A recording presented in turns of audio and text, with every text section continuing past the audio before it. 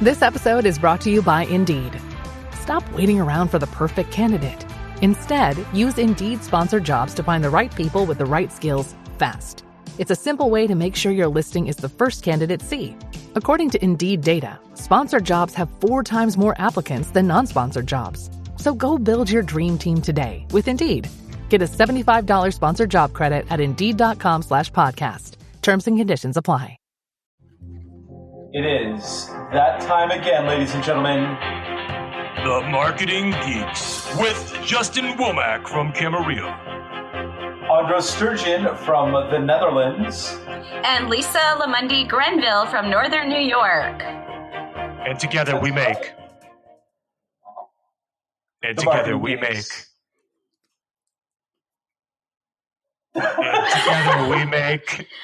I'm going to say the Fashionably Chic, so you need to say the Marketing Geeks. You know what? I have a problem with fascists, and that's all I got to say about that.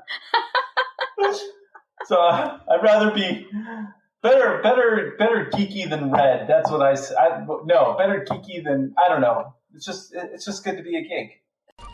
Unlike other AI, Slackbot lives in Slack. It understands you, your team, and your work, so you can ask it for help with anything. Can I ask it to summarize client feedback? Yes. Can I ask it to find time for a meeting? Absolutely. Can I ask it to turn our meeting notes into a launch plan? Sure. Can I ask it to call me the boss?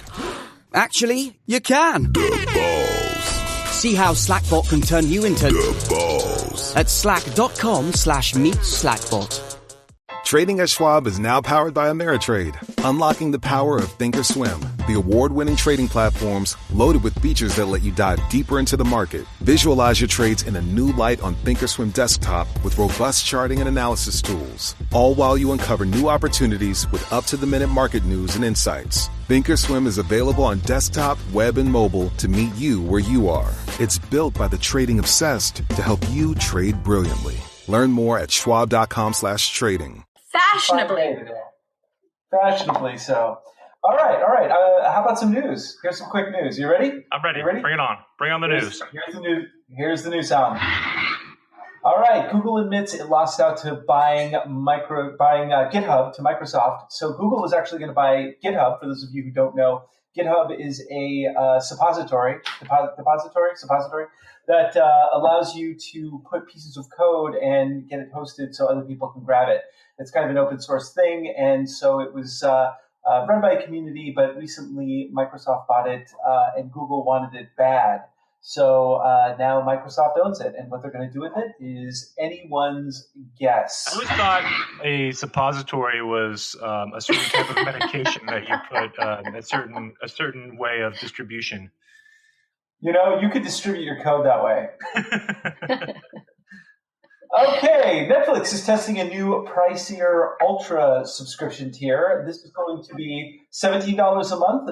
That's what they're testing it. And it's basically, if you want HD or HDR video, then, and this is going to be like 4K HD, you're going to have to pay a little bit more. But my thought is that if you're spending that much on an OLED screen, you can definitely afford the upgraded cost. Good point. It's a drop in the bucket at that point. I have not moved on to the 4K revolution. I'm happy with my HD television set. I don't see the value. I don't need like my home entertainment system to look like it's more real than real life. Yeah, and it could just be, it could be one of those things. And just as a side note, I was when I was working for Comcast, I was there when 3D suddenly came out, and everybody wanted their 3D boxes. And I have to tell you, that was a nightmare because it lasted. It had a fad. It was a fad that lasted for like 6 months, and then people were trying to configure their boxes, and it was just whatever. All right, Sopranos sequel. There's going to be actually a Sopranos prequel movie that's going to be directed by Alan Taylor. So they're actually going forward to do a Sopranos prequel. Didn't Alan Taylor do the new Terminator movie? Didn't he do Terminator Genesis? Am I correct there? Yes, he did. That was his weaker entry, I think. Yeah. But he did some other good work before that. He did a movie called The Merry Saints of Newark, which I have not seen. But yeah, Terminator Genesis, which was I've scraped things off my shoe that were better than that particular movie. Yeah. All right. It had a few scenes that were kind of cool, and then the rest of the movie was awful. Yeah, it was unreal. Like you get all that money together to make that type of movie, and really that's what you come up with. All the money, all the time, all the energy, and really. Well, my big news from all this is that they actually are rebooting the Terminator franchise a fifth time. I think, how many times is this? The fourth time? Third, fourth, fifth? I don't know. But they're rebooting it, and they're picking up right after Terminator 2. They're ignoring Terminator 3, 4, and 5. And James Cameron has gotten the rights back to the franchise for the first time since Terminator 2. So he'll be producing, and it'll be directed by... I think it's Tim Miller, the director that did the first Deadpool movie, is going to be doing the new Terminator movie. That's cool. And they're bringing back Linda Hamilton. So Linda Hamilton, there were a few shots from set that were released recently of Linda Hamilton in character as Sarah Connor. So I'm looking forward to that. I hope the opening scene is her like waking up and just going, "Oh my God, I just had the worst dreams ever." Like I dreamt that John, I dreamt that you were older. Like, who are they going to get to play John Connor? Isn't the young John Connor? Isn't that guy that played him? And I mean, he went on. Edward Furlong. Yeah, is he like looking for his career in the back of a couch? I think they should bring him out. I mean, if they could dig Mark Hamill out of obscurity and Carrie Fisher, who hadn't done projects in a long, long time, they could find Eddie Furlong and put him on the Disney diet, get him in shape, and then turn around and put him back as a major movie star. Why not? Little side note: Carrie Fisher was she was actually doing a lot of script doctoring in Hollywood. She was doing a ton of it, and she's one of the better script doctors in Hollywood. George Lucas gave her a copy of episode 1. She read the notes, read everything, read the script, and the first note she said was, "Get rid of this Jar Jar Binks character," and gave him a whole bunch of notes. He ignored all of the notes, and we have the masterpiece that we have today. So, there you go. Guess what else is getting a reboot? Child's Play. They're going to do a Child's Play. Oh, thank God. Finally. I know. It's something that everybody wanted. I know. So, who will play the doll? Edward Furlong. All right. And so California court has just ruled that Yelp cannot be forced to take down libelous reviews. So if a business is getting hammered by bad reviews because you have just a pissed off customer or something, Yelp cannot be forced to take that review off. So if you really hate someone's business, then they can't do anything about it. So the moral to the story is, but you just blackmail the customer then, right? Bro, isn't Yelp just basically a big blackmail machine? Really, Do you ever see that South Park where they had the Yelp reviewers and somebody was like, "Oh, I did. The restaurant reviewers, right? The restaurant. I am a Yelp reviewer. Oh, right this way, sir. Anyway, you ever do a Yelp review there, Lisa? No, I have not. But I have a top story to share with you because I like to talk about cute things. Okay, hold on. Wait. Okay, now you can. Now I can? Okay. So you gotta wait for the sound, yeah. Can you hear me? Yes. Oh, okay. You're just fine, but we needed the sound effect, and now we've had the sound effect, now you can speak. Oh, okay, I didn't hear it. So anyway, do you know what the most endangered species, mammal, that is, in the world is? Mice. The most endangered mammal. I don't know. Well, the last male northern white rhino died in March 2018. So they have actually come up with a breakthrough way to take embryos using eggs from a closely related subspecies and sperm from the dead male white rhino. And they're actually hoping that they will have a fully born baby white rhino within 3 years. That's pretty exciting. That is interesting. And then cut to, they open up an amusement park, and next thing you know, the rhinos are running wild. There's a volcano. Exactly right. You know what's interesting, Andros? I didn't realize this, but Michael Crichton wrote the Jurassic Park movies, right? And they're about a cloning and about creating an amusement park. Well, Michael Crichton is also the mind behind Westworld, which is another amusement park type of entity, which I thought was just fascinating that he has two like best-selling franchises that are based on like these amusement parks that are about either robots or dinosaurs. Yeah, he also did another, the Andromeda Strain, which was... But what does it have to do with amusement parks? Do they have an Andromeda Strain like world? They could. Disease Land, maybe you can go to Vietnam Land, Nam Land, I don't know. All right, so any other news that we want to cover besides the fact that in the next review that we do, we should do a movie review, a little quick movie review of Ant-Man and the Wasp as soon as it comes out, which I think it's out this weekend. Yeah? When does that come out? Is that coming out next week? I think it's this weekend. Ooh. Yeah. Well, I will have to do that. And I guess that'll be pre-Infinity War. Right. I'm assuming. So we don't want to give out spoilers, but I think it's going to have to be pre-Infinity War. I'll just leave it at that. That's right. And Lisa knows exactly what that means. She knows exactly what we're talking about. Lisa, tell us your opinions on Infinity War and how Ant-Man and the Wasp and the timelines will converge in that movie. I'm still going back to your second episode and everything you said about Disney and the Little Mermaid. So I'm still watching those Little Mermaid episodes. So I'm not moving on until you come up with a different take on that, Andros. Okay, tell you what, you get over here and I'm going to box you. I'll fight you over that. I'll arm wrestle you about that Little Mermaid episode. Sure. Sounds fair enough. Violence does not beget peace, Andros. You do if you hit hard enough. They're just going to get up again. Wait till he finds out that I'm trained in Krav Maga.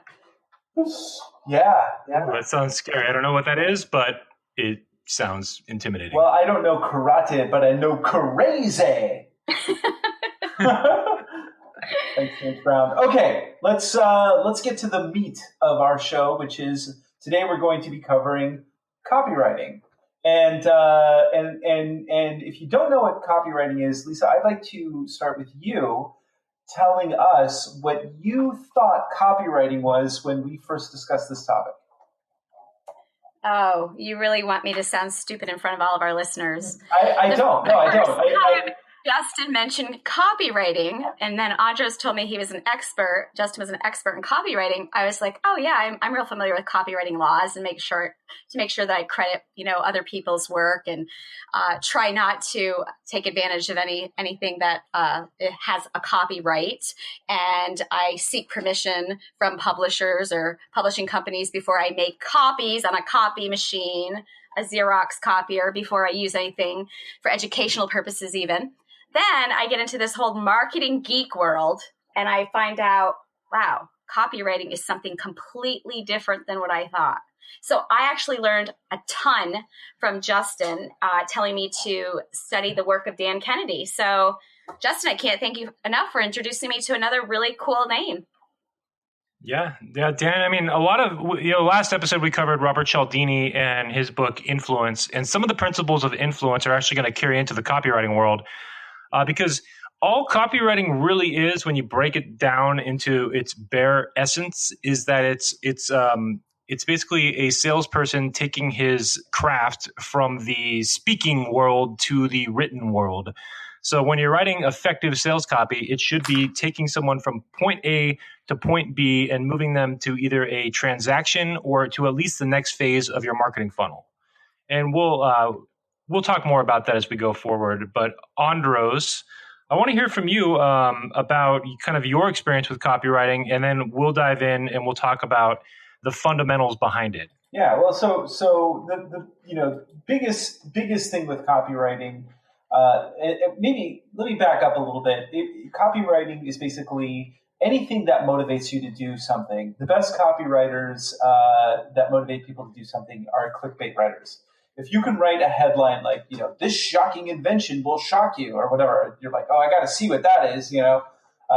This celebrity, you won't believe what they look like now. Okay. New law I love when they use your location as a merge form, meaning that it'll auto populate your location into the headline. So it's like new law in Camarillo will shock you. And that's where I live, Camarillo. So that's why that's relevant. Yeah, I don't ever click on those because I just assume I'm gonna, whatever that law is, I'll probably end up breaking it at some point. Right. So that let me ask this question, because here, I really need to learn a lot about this, fellas. So when you say these headlines, what you really want people to do is to take action and then click on something and get information? Well, the number one goal is we want you to click and take the next step. So if we're talking email marketing, right, obviously I need you to, if I'm going to be able to sell you anything or continue the conversation, I need you to open the email first and foremost. If you don't open the email, then I could have the best copy in the world, but it's worthless because you won't even see it. So yes, so clickbait can be useful. There is some, depending on your audience. I mean, there is a certain subsection of audience that is so over inundated with clickbait headlines that can be a turnoff too. But from an overall general population standpoint, it's still the best way to drive clicks on your emails or on. Andros is also referencing, like, a lot of times you'll be on a website and they'll have sponsored articles that are on the website, and those headlines will be used to get you to click on the headline, click on those relevant ad posts as well. Well, I've even seen that on Facebook where I'm just trying to scroll through my Facebook page and I'm looking, and all of a sudden it's like they show me a picture of a famous actor or actress and see what they look like now 40 years later. But then when you click on it, there's at least 14 or 15 advertisements to get to the end, and you have to click 20 times to get their picture. Exactly. And it's heartbreaking. It's so heartbreaking because then you don't even know what they look like. And you're not shocked. And you're not shocked too, right? You're not that shocked. You're right. Like, oh my God, she did not age well. But copywriting can also even include like emails. Like here's like a something that I came across, for instance, is when you're writing an email to somebody, one of the biggest no-nos that people do all the time is they use the word just. And they say, I just wanted to reach out to you and blah, blah, blah, blah, blah. Or I was just checking up to see if you received da, da, da.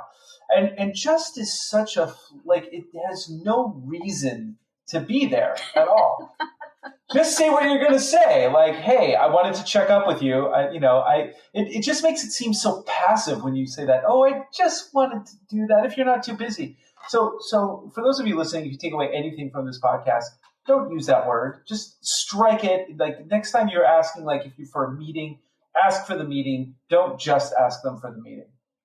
Well, yeah. Andros, I have to interject because if you're using just as an adverb, it could mean exactly like Andros. That's just what our audience needed to hear. Don't have to get a PhD or nothing. All right. This is language expert. I have a PhD in results. There you go. Results. So okay, but there are words that people use in copy that really, like, let me just go over a list of words that you should never use, since I have the word just, right? So can we do the sound effect for this?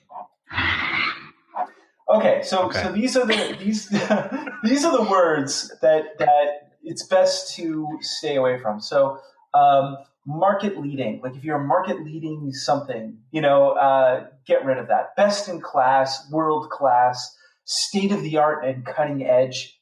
Don't ever use those. Forget those. Like if you're writing something to describe it, don't ever say state of the art or cutting edge. It doesn't mean anything. Industry standard, first rate, those are ridiculous words to use to describe something. Breakthrough, that's another one. Next generation, innovation, revolutionary, pioneering. The reason why is because these words have been used so often. It's really, really not good to place them because we've seen them, and so they've lost their meaning. Don't say that it's the most whatever in its class. I mean, anytime somebody says it's the highest rated in its class, I immediately think of overrun car commercials. Right.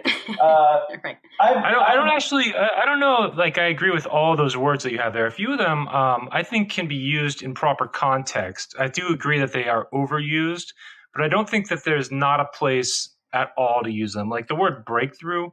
I mean, that can be used in a lot of different contexts. I think there's still a place in copywriting to use it. Maybe even cutting edge. Those are the two. I think everything else you said, I can get behind, like not really using it, but. But I would recommend, like, if you got to use it, then use it. But it's like that you've looked up the thesaurus up and down, and you just like that's the only thing that works. I'm guilty of this one. Amazing. Don't use amazing. I say it all the time. Like, it's amazing. You know what a good word is? Stellar. Nobody uses stellar. Stellar's good. You can use that. I hear amazing especially overused with people speaking, even more than writing. But I'm. Oh, that's me. Yeah. Yeah, that's you. That's you. Because, you know, if I have to edit this podcast, I'll be like, I'm just going to cut out Andros saying amazing 10,000 times in a row. You should just cut me out completely. It'll probably be a higher rated podcast at the end of the day. Fast delivery, superior quality. Excellent customer service. You know, that one's ridiculous because, I mean, excellent customer service. Nobody buys necessarily because of that. That's kind of a reactionary thing. Like, everybody assumes that companies are going to have good customer service until they don't. But I don't know that that's a great sales pitch presentation. Like, I'm not going to buy from anybody just because they tell me they have good customer service. I will complain if I have bought and then it doesn't work out. But to me, that's more reactionary. But I think it does matter, but it's reactionary. Yeah. What about utilize or leverage? I like the word leverage. I do too. I think that's a good one. Leverage can be okay, but you can just don't overuse them. I mean, I think benefit. Well, you can say benefit from, for instance, like you will benefit from this. Like, this is a solution you can benefit from instead of you can utilize this. Utilize sounds a little, I don't know. What about alleviate? This will alleviate your problems?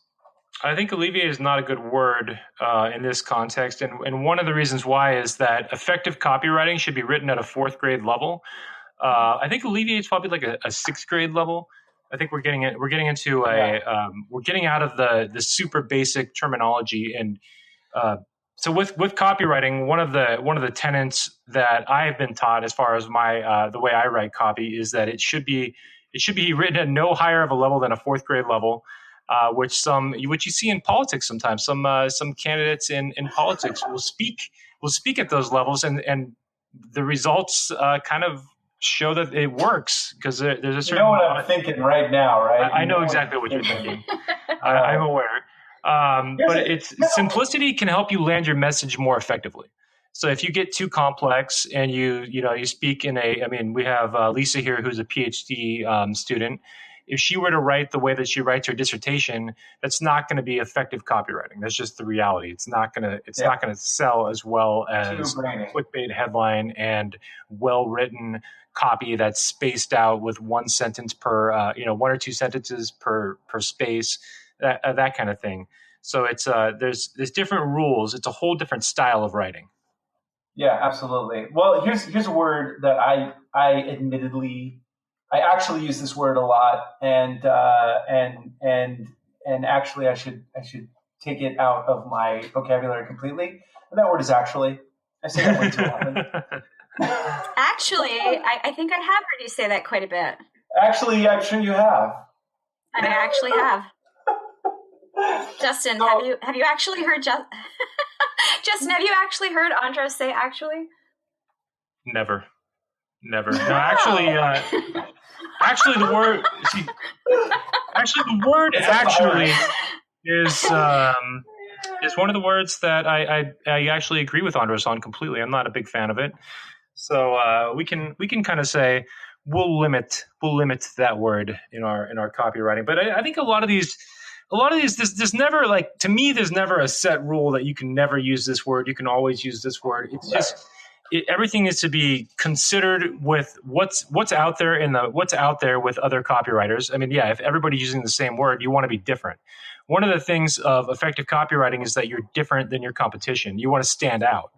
So if you're writing in the exact same style as everybody else, which kind of goes into a little bit of clickbait, although clickbait has so many psychological techniques that it can still work, even though if you know what you're reading is clickbait, you can still click on it because it's so our brains are wired to want like closure. Like when you read a headline that says, see what this celebrity looks like now, like what you were talking about, Lisa, our brains are are wired to want closure. Okay, I have to know what this person looks like now. Right. Right. And in NLP, which is something that I've studied, which is called, again, neuro-linguistic programming. I talked about it briefly in a prior episode, and maybe one day we'll talk about that in more depth. But there's something called opening loops. And the idea behind opening loops is that you're starting a story and you're concluding it before the punchline, or it's like telling a joke without giving the punchline, or it's like watching an episode of, you remember the show 24, Andros, with Kiefer Sutherland? Yeah. Like every episode ended on a cliffhanger, and I'm sure there's plenty of other examples, but that's the example I'm going to use. Every single episode had like this gigantic cliffhanger, and so when you leave people with a cliffhanger, they are more likely, the brain is more likely to seek closure, and then they're more likely to click or more likely to do whatever's necessary to figure out the end of the story. So speakers will use this technique too. You've probably seen this, and you may have not have recognized it, but effective speakers will actually go out there, they'll tell half of a story, and then they'll leave it with an open loop or cliffhanger, and then they'll come back and they'll close it. They'll deliver their content, and at the end of their content, then they'll come back and close it at the end and provide the resolution. But while you have people in that cliffhanger state, you're more likely to sink into their subconscious minds because they're seeking, once their brain starts seeking that closure, your message lands more in the subconscious. That's the theory anyway. So I was on stage with Justin last year, and we were doing a seminar together. And he got on stage, and we talked about doing an open loop, and you said, I'm going to do an open loop. And you started, when you got up there, you had nothing. You had no story prepared. And so you winged it, and you just like came up with like some story about you playing baseball. And that was your open loop. And I just thought that was hysterical because I knew that you had forgotten what you intended your open loop to be. You knew you wanted to add one, and so you just threw that out there. So if you ever see us up on stage, the three of us, and he starts talking about his years of baseball, just know he never played baseball. And Justin, you didn't play baseball? He's just playing you. No, he did. Actually, I did play baseball. I played baseball until I was 16, and then I tried softball, and I didn't like it. It was like throwing a beach ball. Couldn't play it. Yeah, no, I enjoyed baseball. I was a pitcher, left-handed pitcher, and it was fun while I was good at it. But then I got some pretty heavy injuries, like late in my high school, early college career, because I actually played baseball 1 year into college. And then, my velocity dropped, and I just wasn't effective at it. And then all the fun went away. When you're not good at something, it's no longer fun. So. Yeah. Now, you said a word that I like, velocity. Does that come up in copy text? Velocity. Yeah, it can. I think velocity can work. I mean, where you're getting a little bit into the adult language there. That's a little more, but that's still a word that people know what it means. And I do like the word velocity. And how important is that? Because here's my problem. I like to make up my own words, as the two of you know. So when I make up my own words, that probably wouldn't be intriguing to people to find out what I proposing. That may not be a good strategy to use in copywriting. Well, keep in mind that when I'm talking about this, I'm mainly talking about email marketing. Mm-hmm. Okay. There's a place and a time for different language styles, and with email marketing, you have you're dealing with a very short attention span. You have a very limited opportunity to get somebody's attention and land your message, and it's just the fastest way to land your message is with simple language and techniques like that. So if you have more time, if you're delivering a keynote or something like that, and you have more time with people, you can speak with more higher level language and still land your message and still get a good result. So none of these rules are always going to be in effect. But I do find that for email marketing specifically, that keeping your language down to a fourth grade level is the most effective way to get conversions. So would you call it the KISS principle? You could call it the KISS principle. Okay. You could call it that. Keep it simple, stupid. Okay. I guess right. I've heard other acronym interpretations of that. Okay. There's a software out there called Hemingway, and it's like $20. It's a one-time fee. You buy it, you get it for life. And it's kind of a cool software though. But what it does is it helps you to. It has two features. Number one, it'll help you to write more in the style of Ernest Hemingway if you wanted to do that. But number two, it'll actually give you the level. It'll read your text, and its algorithm will determine what grade level your writing is. So if you want to know kind of what grade level your writing tends to be interpreted as, you can use this software Hemingway, and it'll reveal exactly like this. You write at a fourth grade level. You write at a 10th grade level. You write at a 12th grade level. Where can we find that? I would just, I don't have the link. It's Google Hemingway. It's there's no affiliate program, so I can't hook you up with an affiliate link and make me $5 off of this deal. So you're going to have to just buy it on your own.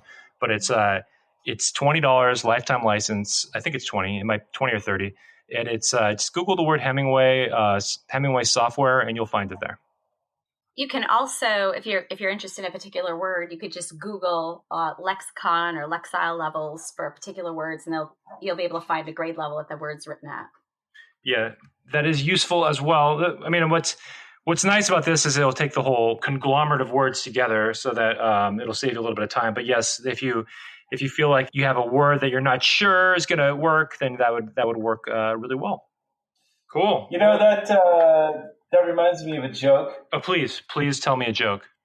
So, does it have to do with a grasshopper going into a bar? Well, no, but okay, the grasshopper was in that bar. So, guy walks into a bar, and he sits down next to the grasshopper, and he asks the bartender for a drink, and then he says, "And I want a tiny drink for my tiny friend." And he pulls out a little man who's 12 inches tall, and he's playing a little piano. And the bartender says, "Where did you get that? What's going on here?" And he goes, "Well, I'll tell you the story. I was on a desert island, and I was stranded, and I found a magic lamp, and I rubbed the lamp, and a genie came out and gave me 3 wishes. And so first I asked for like a yacht that is mine and filled with money that will take me off the island. Boom, it was there. Next, I wanted a bank account full of money. Boom, I had that. So I at that point, I could do whatever I want." And he goes, "Well, where did this little guy come in?" He goes, "Well, the genie thought I said I wanted a 12-inch pianist." You have to remember the first line. Someone playing the piano, a pianist. Yes, I get it. I get it. 12-inch pianist. I get it. Wow. That's all I can say. But see that has to do with copywriting. I love that way of bringing it all together. Thank you for just summarizing everything I just talked about. Andros, I have a much better copywriting penis story for you. Okay, so there's this guy. He pulls down his pants, and his girlfriend's looking at his penis, and she says, "That was me." "Oh my God, you have a tattoo on your penis and it says tiny." He goes, "Hold on, baby. Keep doing what you're doing." And before you know it, it said Ticonderoga, New York. You don't get it? Oh, interesting. You really don't get it, do you? Okay. No, we get it. We get it. We're guys. We get it. We get it. We get it. Good. I maybe if you've been to Ticonderoga, New York, it's funnier. I have been. But it's all in the context. To go from tiny to Ticonderoga, New York is a big deal. Let me tell you. Anyway, at one point during the show, we were talking about copywriting, And now, Lisa, I gave you the homework assignment. I gave you the homework assignment to look up some work by Dan Kennedy. I did my homework. You had pulled out the 10 questions that Dan Kennedy will ask of his potential target audience, and I wanted to hear those 10 questions from you. Sure. It was really interesting because the first thing that I thought of when I read through the 10 questions is, he really wants to find out what's bothering people to help solve problems. So number one, what keeps people awake at night? What's the indigestion boiling up in their esophagus, opening their eyes, staring at the ceiling? So, what keeps you, Andros, awake at night, staring at the ceiling? Crying babies. Yes. Oh, man. Yes, yeah. Do you want the honest answer, or do you want the radio friendly? Oh, no. Definitely the honest answer. Well, let me see. In all honesty, I tell you. I love when you hesitate. The fact that you're hesitating just means that this is going to be a good one. It's going to be a good one. Yeah. I actually, you know what? I sleep very well at night. I have a whole meditation sequence. All 2 hours. All 2 hours. In order to work with people on the East Coast and the West Coast while you're in Europe, I think you probably get 2 hours of sleep. So you probably do sleep well. Yeah. Here's question number 2, moving right along, keeping these foxes and being a hedgehog tonight focused. What are you afraid of? What are you afraid of? That's a good one. I thought that was pretty profound. Number 3, what are... Wait. Oh, okay. Do we get to answer that? Oh, sure. What are you afraid of? Are you afraid of clowns, Justin? I know somebody with a fear of clowns. No, I'm actually not afraid of clowns. But I've actually also met somebody with a fear of clowns, and there's a technical term for it. I don't remember what it is. But there is a terminology. There's a certain type of phobia for clowns. No, I just say random things sometimes. So that's all. Because I make up words, I call it clownophobia. But it's because I make up words. So, what about Andros? What are you afraid of? I am afraid of living a life less ordinary and sinking into quiet desperation. Interesting. Okay. Well, this is a really good All right, Mr. Thoreau. Wait a minute. Can we analyze that using the Hemingway software for $19.99 and see what that really means? I'm going to purchase that. They're going to say stop plagiarizing people is what I don't want to ask anybody this question because this is always a long answer when I ask people this third question. What are you angry about? And who are you angry at? Because I really don't want to know. I'm not a counselor. Yeah, we need several shows to cover that. Unless, Justin, do you have somebody that you're angry at or about? I get angry when I spill the coffee, and some of you heard that earlier. Spilled it all over the floor, all over some books on the floor. That made me angry. But other than that, I don't really get too angry. So just little things like that. When things don't go my way, I can get a little upset. Yeah. Well, in this one, number 4, what are your top 3 daily frustrations? And, when I read this after our last podcast, we had a Zoom conference, and I did double check. I want our listeners to know I did double check Justin's eyebrows. He does not have a unibrow. He does not need waxing. He has a very non-threatening look to his face. So I don't know why people think that he's scowling. But anyway, the top 3 daily frustrations. Mine would be the unibrow. I don't know. He described in restaurants. He thinks that people are. No, I told you that I've had people. I've had people come up to me and think I'm mad when I'm just sitting there daydreaming or staring into space. So I have a resting face that suggests anger. So that's he's actually just a space cadet. That's right. And I guess I don't smile that often. So even though you saw me smile, I don't do that often apparently. So I've received verbal criticism that I should smile more. Well, we'll get you laughing. What about you, Andros? Top 3 daily frustrations? Anything? Top 3 daily. You know what? If I still lived in the States, I would be more frustrated about the current situation, but I don't. So I would say this is a true story.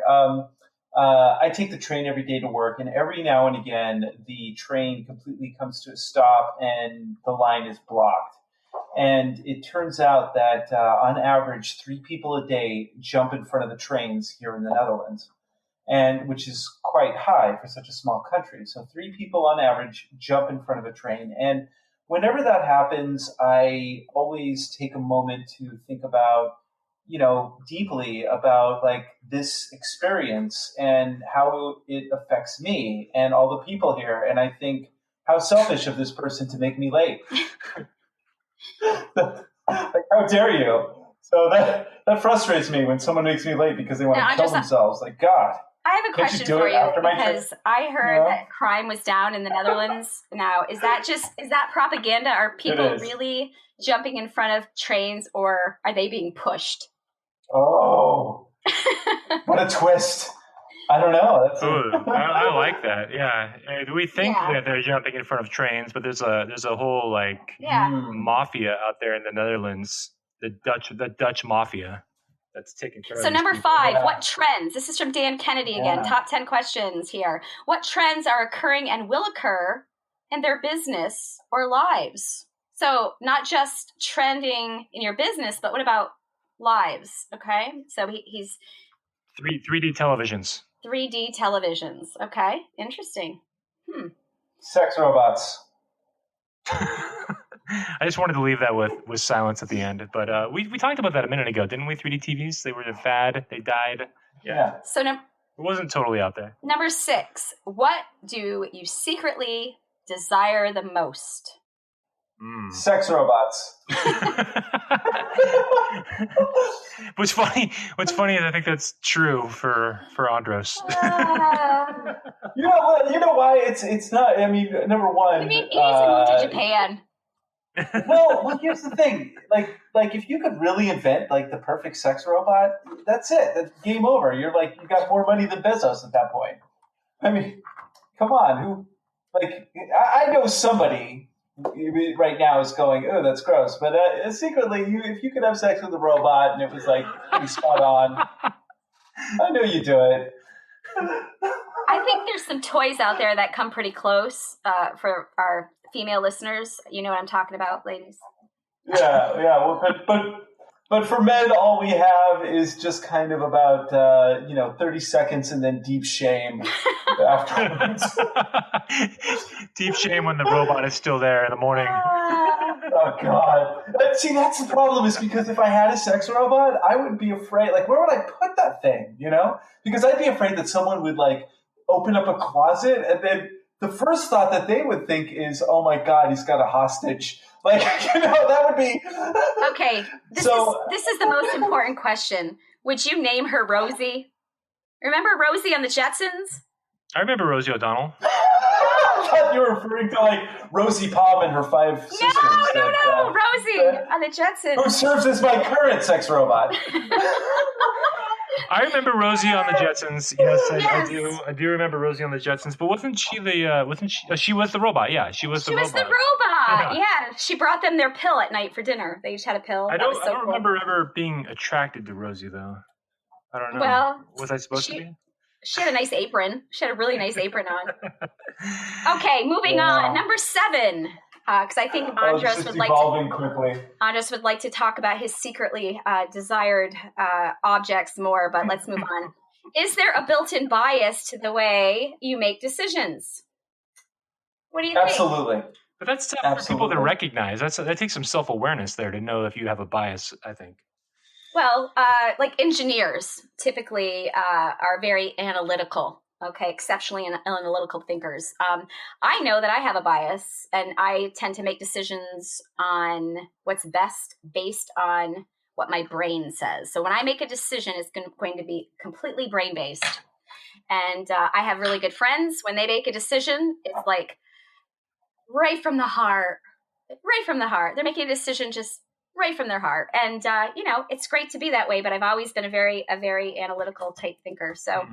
But see, we all have biases because the totality of your entire existence is based on stories you tell yourself over and over again. And so those stories, depending on how you view it, that shapes a bias. I mean, even the way that look at how you interact with things on Facebook, however you interact with things. If you're a paranoid person, you're going to get paranoid material sent through your system. If you are, yeah. And so Why do I get tons and tons of pictures of kittens? I can't figure it out. Kittens and puppies, they just pop up everywhere. Does it have anything to do with the fact that I'm constantly Googling pictures of kittens and puppies? Nothing at all. Okay. And I bet you don't. Okay. I bet you have. How many cats do you have at home? 5. Exactly. Totally irrelevant. So you got a cat bias. Totally irrelevant. Yeah. You got a cat. Okay. So cat bias. The fact that you have 5 cats at home and you're Googling cat pictures all day, nothing to do with why you see cat photos on your Facebook feed, because they don't do any. They don't do any spying. Facebook has told us that that was exaggerated. They had no impact on anything that happened in the election or since. Right. That's right. So this one's interesting. Number 8. Do you have, or do they have their own language? So, and it gets back, I think, into, keeping the copy at, the 4th grade level, but then are we talking about a different language that we're using as well? That is speaking to the nomenclature in an industry. Mm-hmm. So if you're talking to insurance salesmen, you should know what an endorsement is, or mm-hmm. what a premium is in that context, because premiums can mean different things depending on different industries. You should know, what liability, things like that. So you need to know the language of the industry. And in real estate, you know what escrow is, these different terms. So it depending on the jargon, on the industry that you're... The jargon. But this is if you're speaking to, like, if you're B2B and I'm selling to realtors, I need to sound like a realtor to be able to sell to them. If I'm a realtor selling to consumers, then I don't need to use those jargon terms. I probably should use them less often. Right. So it's more about, you just need to know who your audience is and speak their language. Yeah. Well, and let me just ask you this, Justin, because in the world that I've spent a lot of time in, a lot of acronyms are used. Does that become an issue in copy? Big time. Okay. Huge issue. If your audience doesn't know what they mean, that's a big, big, big problem. Okay. So they're fine if your audience knows what they mean and they've been your audience just has to know, because if you lose people because you're using too many acronyms, then that's an issue, and that's going to cost you conversion. So if you're writing to sell, then that will be a problem. You should, and for those of you listening, you should definitely listen to our last podcast where we talked about building your tribe a little bit. So it's about gathering people around a certain vernacular, a certain way of talking, or a certain type of understanding that will galvanize. So it makes, I think that it also makes people feel a little more like they're part of an elite group by speaking in a certain way and using certain terms that only they would understand. Yeah, so we're talking jargon. Basically, this is like jargon in certain industries. So so again, if you are in that industry speaking to a general population, don't use it. But if you are like B2B and your population you're writing to is that industry, then you want to learn the jargon and use the jargon appropriately. So it depends on the context. Like earlier, we were talking about ADD, OCD, and VD before we got started. And, some people may not know what those acronyms are for, but exactly. Okay. Well, so Andros knows at least one of them. I know that. I got 2. It wasn't ADD, Andros. It wasn't that one. ADD's one Number of them. 9. Well, depends where he's buying his toys from. Make sure you read the insert that says "wash thoroughly with soap and water prior to using." Anyway, back to the copywriting. Yes, number 9. Miss Hedgehog. Who else is selling something similar, and how are they selling it? That's good. I mean, going back to NLP, which is an acronym, Neuro Linguistic Programming. I don't have time to define that in detail, but look it up. It's what Tony Robbins bases his entire platform on, teaching. They talk a lot about modeling excellence in NLP. So when you look at something like this and you're looking at your competition, the idea is you want to find the people that are getting the best results, that are doing what you want to do already and doing it well, and you want to model what it is they're doing and not copy. So this is not copying copy. We're talking about modeling the basics of what they're doing, looking at their messaging, things like that, and then modeling it and putting it in your own voice.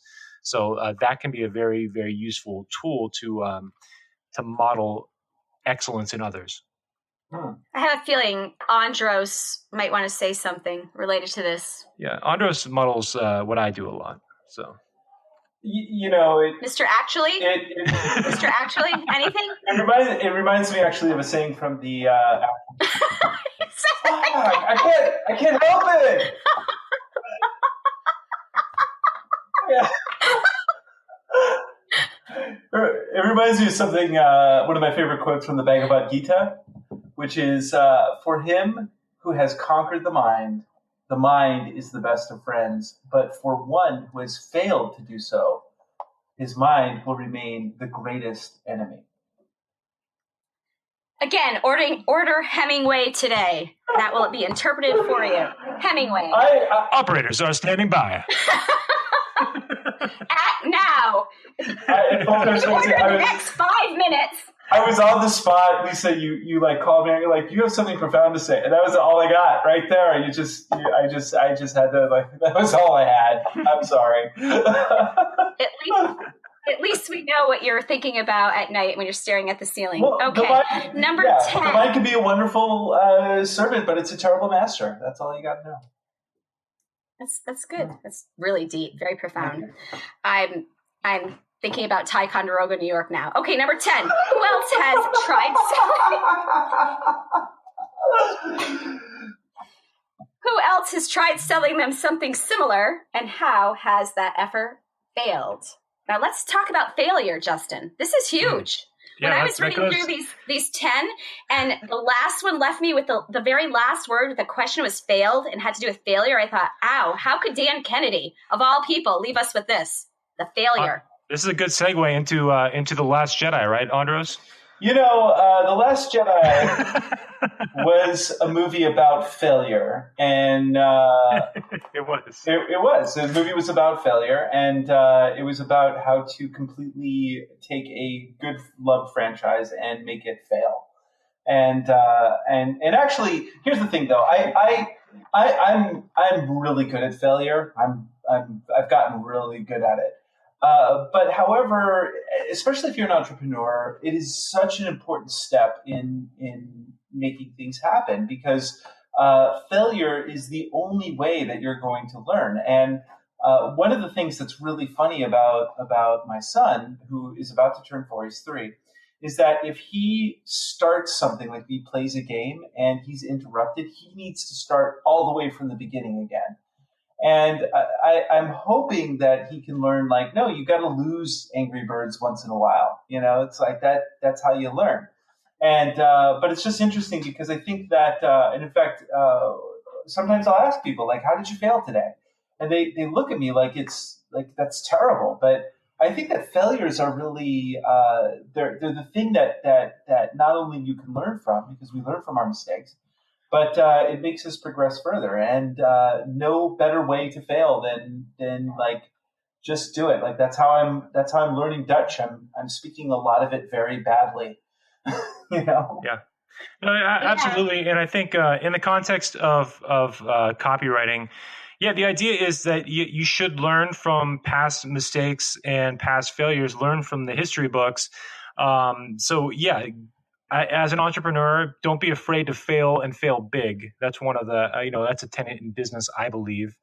And so if you know of a company that's tried a campaign and they totally fell flat on their face, or you know of competition that has already done this, then use that as research.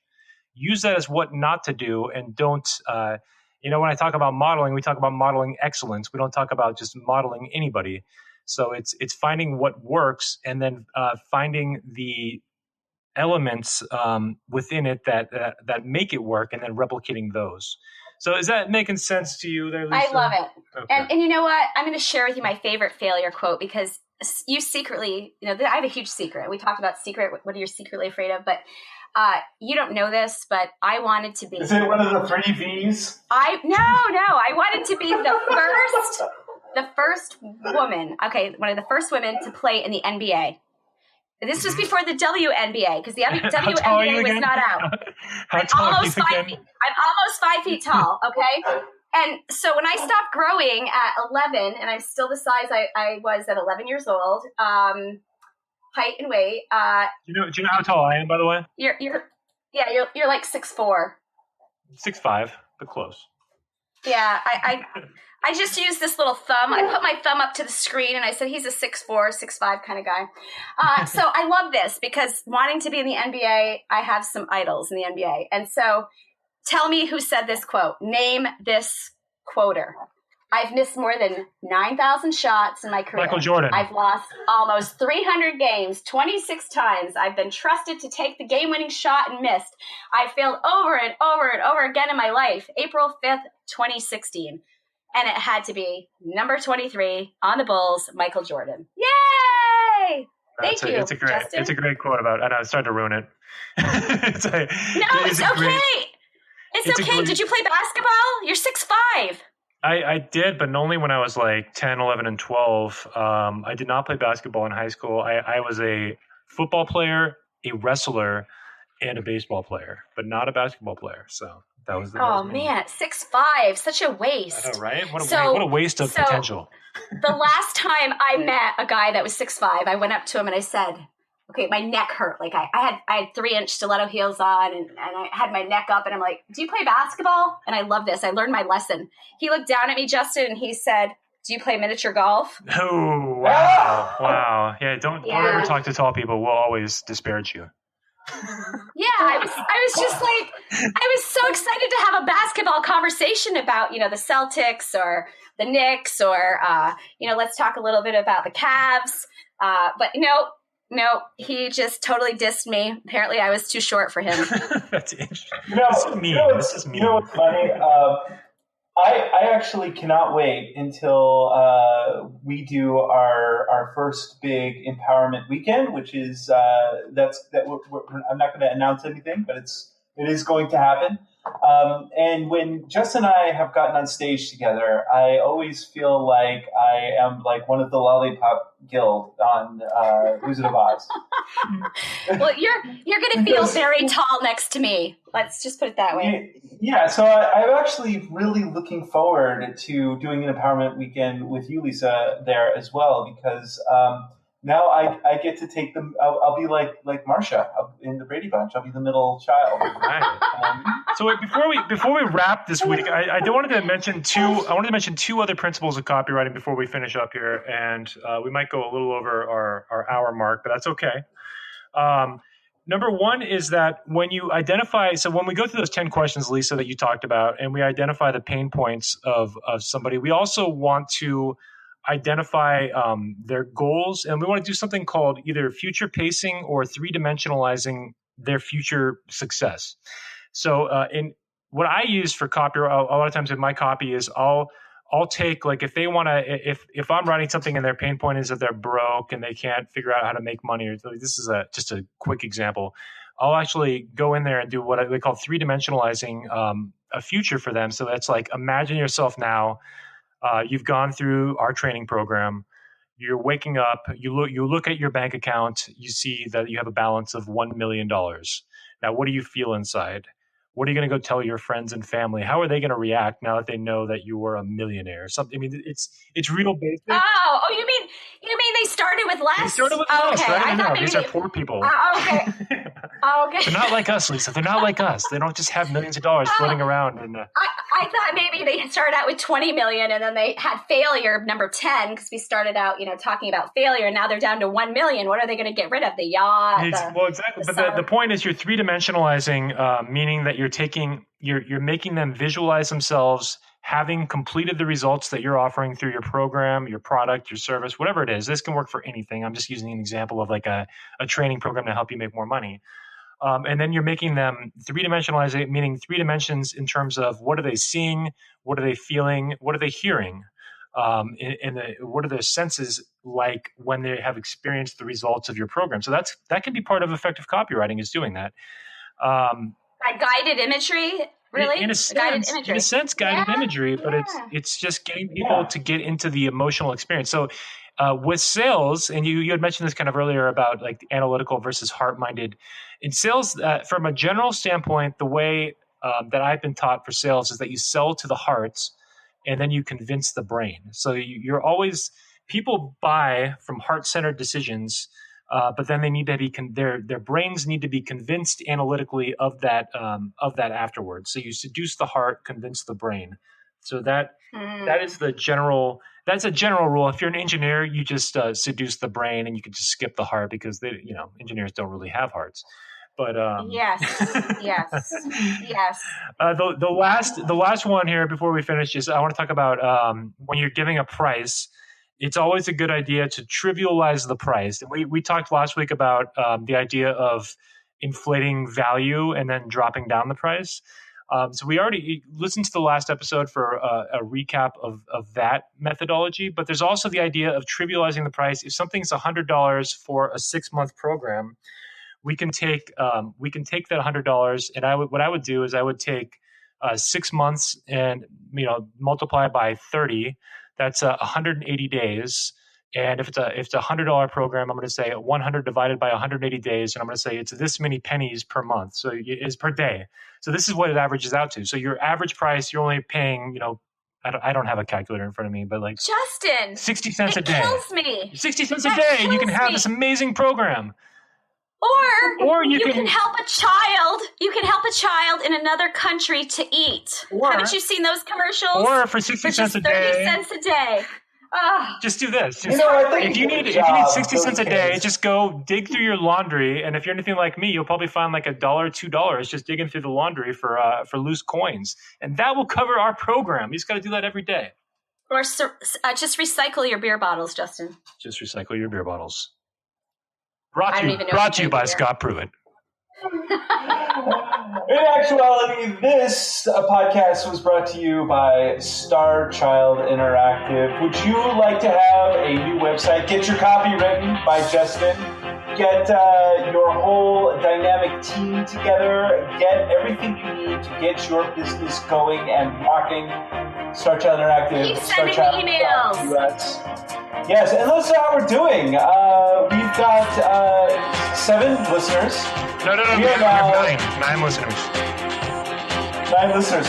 We're now the 9th or the 7th most popular podcast on iTunes. In business. In all of business. We could not do it without our listeners. Thank you. Most importantly, stay classy. Keep the fan mail coming in. We love you, people. Stay classy.